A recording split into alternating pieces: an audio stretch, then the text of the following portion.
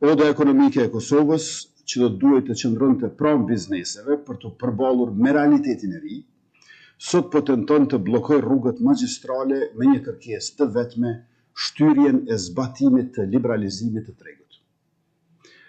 Shtyrjen e vendimit po e kërkojnë me justifikimin se për një vit do të përgatiten, duke injoruar faktin që nga ana e tyre nuk kanë bërë asnjë përgatitje për 8 vitet e shkuara, përderisa o shtyr nga viti në vet ky proces. Të dashur qytetar, të dashur përfaqësues të bizneseve, ajo çfarë oda ekonomike e Kosovës nuk po ju tregon, është se plotësimi i kërkesës së tyre nuk e zgjidh problemin, por veç se e bart koston e energjisë së këtyre 1200 ndërmarrjeve te faturat e secilit prej jush.